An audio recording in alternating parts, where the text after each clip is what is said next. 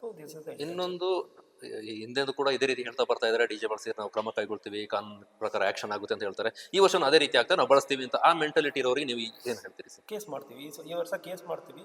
ಅದು ಮಾತ್ರ ಅಲ್ಲ, ಈ ವರ್ಷ ಮೈಕ್ ಪರ್ಮಿಷನ್ ಕೊಡುವಾಗಲೇ ಪ್ರೆಷರ್ ಮೀಟ್ ತೊಗೊಂಡು ಬರ್ತೀರಂದ್ರೆ ವಿಲ್ ಬುಕ್ ಅ ಕೇಸ್. ಅವರು ಇದು ಮಾತ್ರ ಅಲ್ಲ, ಆರ್ಗನೈಸರ್ ಮೇಲೆ ಬುಕ್ ಮಾಡೋದು ಮಾತ್ರ ಅಲ್ಲ, ಈ ಪ್ರೆಷರ್ ಮೀಟ್ ಅಲ್ಲಿ 110-120 ಡೆಸಿಬಲ್ ಬರ್ತಾ ಇದೆ. It should be the it is the band. ಇದು ನಾವು ಈ ಪರ್ಪಸ್ಗೆ ಯೂಸ್ ಮಾಡಲೇಬಾರದು.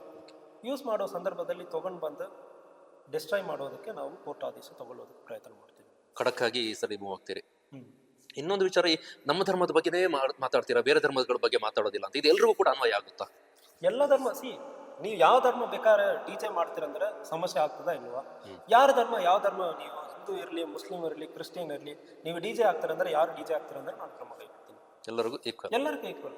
ಅದರಲ್ಲಿ ಪಕ್ಷ ಇವರು ರೂಲಿಂಗ್ ಪಾರ್ಟಿಗೆ ಅಂದ್ರೆ ಬಿಟ್ಟು ಅಪೋಸಿಷನ್ ಮಾಡೋದು ತಪ್ಪು. ಈಗ ನಾನು ಹಿಂದೂ ಇದ್ದೀನಿ, ಹಿಂದೂ ಧರ್ಮಕ್ಕೆ ಸಹಾಯ ಮಾಡ್ತೀನಿ, it is not the right thing. ಇದು ಮಕ್ಕಳಿಗೆ ನಮ್ಮ ಸಮುದಾಯಕ್ಕೆ ಆಗುವ ಸಮಸ್ಯೆ. ಯಾವ ಸಮುದಾಯದವ್ರು ಮಾಡ್ತಾರಂದ್ರೆ ಕ್ರಮ ಕೈಗೊಳ್ಳಿ.